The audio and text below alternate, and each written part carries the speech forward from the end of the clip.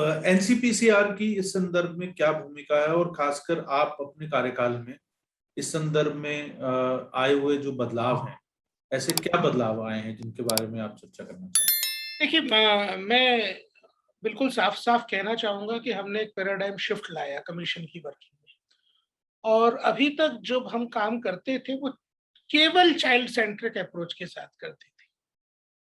अब देखिए, भारत जैसे देश में आप बच्चे को परिवार से अलग करके जब देखते हैं तो गड़बड़ शुरू हो जाती है।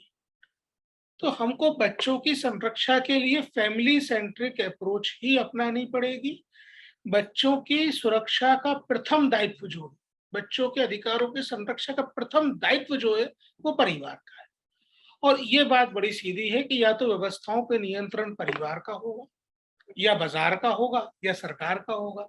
लेकिन जब बच्चों की बात आती है, तो परिवार का नियंत्रण ही सबसे श्रेयस्कर है। देखिए, सरकार एक वातावरण निर्मित कर सकती है, पर घर के अंदर घुसकर तो बच्चों के अधिकार की संरक्षा नहीं करेगी। इसलिए परिवारों को स्ट्रेंथन करना बहुत आवश्यक है।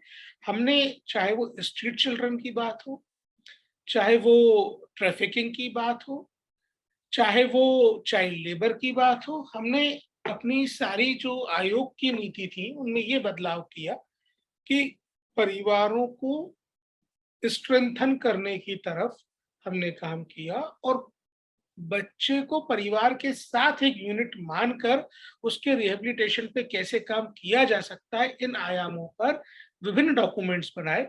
हमने स्ट्रीट चिल्ड्रन के रिहैबिलिटेशन के लिए एसओपी बनाई, और हमने ये माना कि स्ट्रीट चिल्ड्रन होना केवल सामाजिक समस्या नहीं है, वैधानिक और सामाजिक समस्या है। इसलिए वैधानिक रूप से इसका हल होना बेहद आवश्यक है। हमने जॉइंट एक्शन प्लान बनाया नारकोटिक्स कंट्रोल ब्यूरो के साथ, और ये तय करने की कोशिश में हम लोग लगे हुए हैं कि बच्चों को, स्कूल उनका एक समाज है, और उस स्कूल के माध्यम से ये संरक्षा प्रदान की जाए कि बच्चे किसी भी प्रकार की नशे की प्रवृत्तियों में लिप्त ना हो। हमने चाइल्ड लेबर में जा रहे बच्चों को, ट्रैफिक हो रहे बच्चों की वल्नरेबिलिटी मैपिंग के लिए इंडिकेटर्स बनाए, और वो इंडिकेटर्स हमने स्टेट गवर्नमेंट्स को दिए। हमने कुछ पायलट्स किए। खूंटी का मैं यहाँ उदाहरण देना चाहूंगा। झारखंड का एक जिला है खूंटी, जहाँ 2 साल पहले की स्थिति है, पत्थर गड़ी हो रही थी और लोग, सरकार के लोग गांव में घुस नहीं पाते थे, झगड़े होते थे। आज वहां पे सरकार की मशीनरी ने जाकर लगभग 4,000 वनरेबल बच्चे गांव-गांव में आइडेंटिफाई करके दिए। हम 34 अलग-अलग प्रकार की सरकारी स्कीमों से उन परिवारों को जोड़ने के लिए रिकमेंडेशंस दे रहे हैं। तो हमने अपने काम में, अपने मॉनिटरिंग के तरीके में एक पैराडाइम शिफ्ट लाने का काम किया है, जिसके परिणाम हमको देखने को मिल रहे हैं। हमने देश के सभी बाल गृहों का, एक भी बाल गृह ऐसा नहीं बचा जिनकी सूची हमको राज्य सरकारों ने दी, सभी का सोशल ऑडिट करवाया।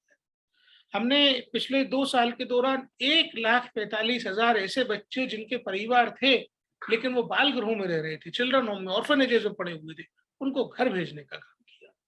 अभी कोविड के पहली वेव से लेकर के अभी तक, कोविड या अन्य किसी भी कारण से जिन बच्चों ने अपने माता-पिता को खोया है, हमने एक-एक बच्चे का रिकॉर्ड ट्रैक करने का काम किया है।